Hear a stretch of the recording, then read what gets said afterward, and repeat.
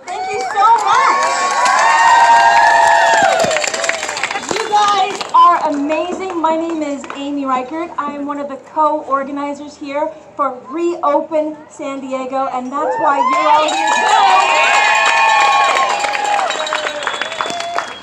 I am a licensed private investigator in the state of California, in America's finest city, and it doesn't take an investigator to see that this is not adding up. And what the governor announced today, he basically shut down the entire state. So thank you. The timing is everything. We have some wonderful speakers today. We have the vice chairman of the County Board of Supervisors, Jim Desmond. We have the mayor of the great city of El Cajon, Bill Wells. And right out there, that beautiful island, we have the mayor of Coronado. We have doctors on our side. We have nurses on our side. We have data experts. But most importantly, the people. So right now, I'd like to introduce our first speaker, the Vice Chairman of the County Board of Supervisors, Jim Desmond. Give him a round of applause.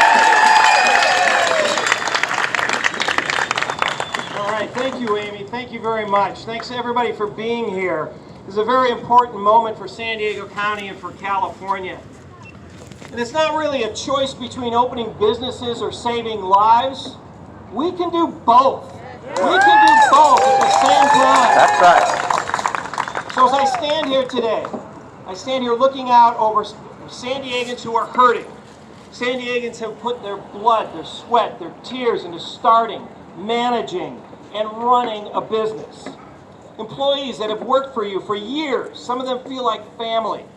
All of those years together, all your savings are going to be wiped out in this yo-yo effect of opening and closing businesses in San Diego County. We have businesses that are being punished despite not being the cause of the outbreaks. Businesses who followed the protocols, who followed all the protocols of the masks and washing hands, they are being punished. We have the entire county being punished despite being well under the national positivity rate. Nationwide, the case per 100,000 is 42 per 100,000. Here in San Diego County, it's 13, and we're closing down businesses. And the sad reality is we have other problems as well, and how people are coping with these shutdowns. Our drug overdoses in San Diego County are tripling. Brady's Children's Hospital has seen a substantial increase in suicide attempts and physical abuse and sexual abuse. There's been an increase in internet crimes against children because minors are spending more time on the internet now than they were at school. Our kids, our loved ones are suffering physically and mentally while government tells the people to abide by one set of rules but follows another.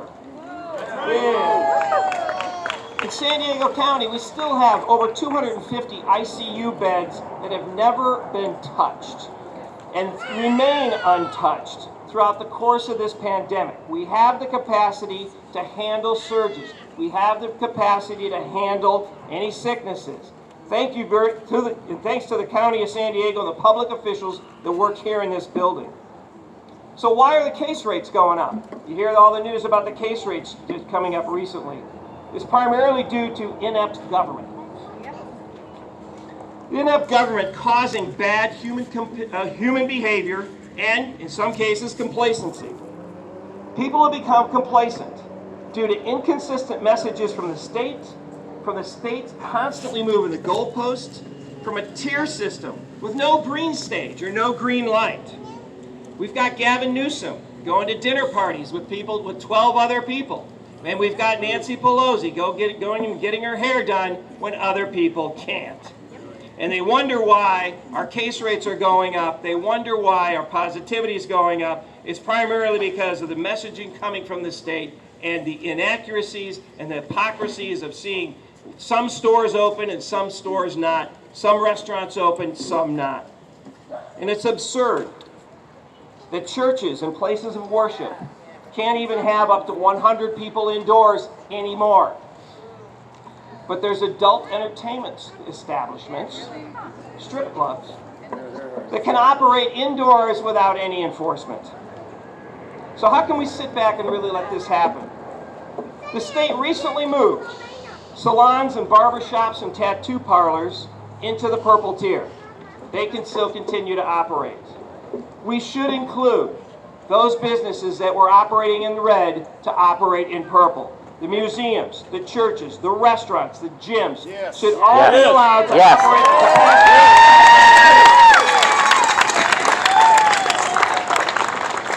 So I want us to see forward progress. I know we are the land of opportunity, and the opportunity is to both fight the virus and open our economy. Yes. We want to keep the businesses open again. Businesses that were open last week, who according to our numbers here at the county, are not the problem. They are not the cause. They are the answer. Once again, this is not a choice between opening up businesses or saving lives. We can do both. Thank you very much. Yes. Thank you so much, Supervisor Desmond, for those great words. And you know what, let's just take a time out right here. We're going to do a little cheer. When I say open, you say Diego. Open. Diego. Open. Diego. Open. Diego. Thank you very much. All right, we got East County in the house. Mayor Bill Wells, everybody.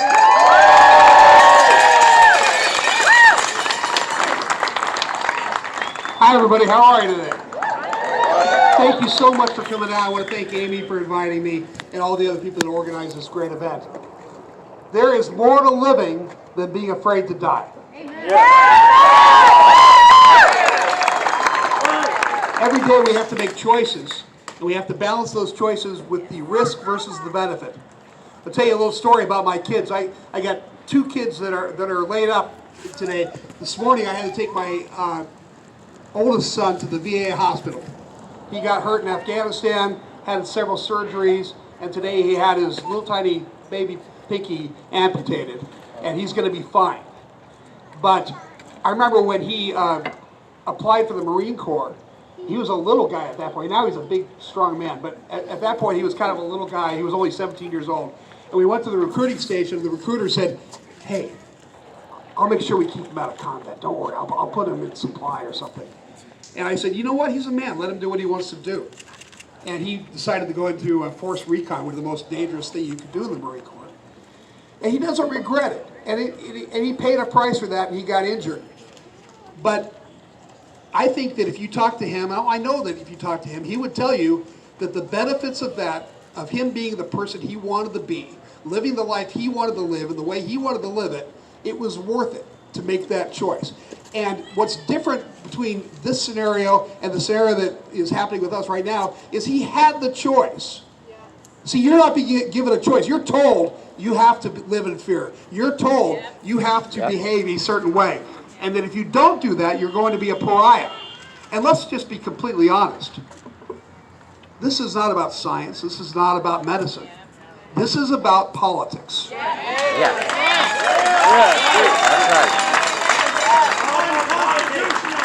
And I can prove it to you because I have to go back a little bit. A couple of months ago, I was feeling very, very sorry for all the people that were living in my city. People were coming to me on the street, they were emailing me, they were calling me, they were texting me, and they were saying in various ways, "We are so desperate. We feel helpless and hopeless. We don't know what's happening to our city. We don't know what's happening to our country, and to our county, to our state.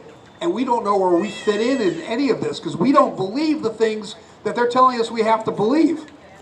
And it became clear to me that I had to do something. Now, the easiest thing for me to do as a politician is to stand back and not do anything and just kind of take cover so I don't get in trouble. But I long ago decided that I was going to do the right thing no matter what. So I got out in front of cameras and I wrote an op-ed and I said, "Look, we are not going to send the police out to arrest people for not wearing a mask. We're not going to somebody calls up and says, hey, my neighbor's having a party, I think there's more than 5 people there, please send the police. And believe me, this is not hyperbole. This happens every day. Our police department gets phone calls to get involved in mass disputes, in neighbor disputes about too many people. There are, what do they call them, Karens out there that are working overtime to snitch on their neighbors. And so I thought it was important that I get in front of people and say, hey, don't worry about that. I can't promise you the county won't fine you. I can't promise you the courts won't give an injunction against you. I can't promise you what the state of California would do. But I can promise you that we're not going to roll police on these minor squabbles and disputes involving the COVID-19 outbreak.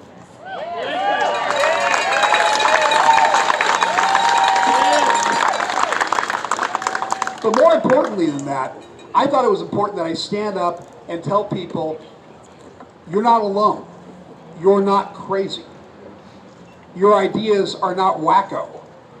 Your ideas are being championed by a lot of really important people. You look at the Oxford study, which agrees with most everything that you all believe in.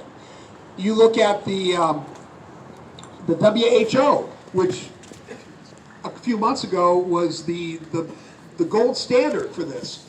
And now they came out and said, you know what, social distance or the lockdowns just don't work. And so now they're pariahs. They're not, their opinion no longer is valid. You look at even Governor Newsom, who started this whole process by telling almost everybody is going to eventually be exposed to this, which, by the way, I think is the normal course of events for a virus. So I want to remind you that this is mostly political, and you're being demonized because you are representing a political view that is not popular in the state of California. And so I think, well, freedom is a big part of that, isn't it? Yeah. Freedom. Freedom.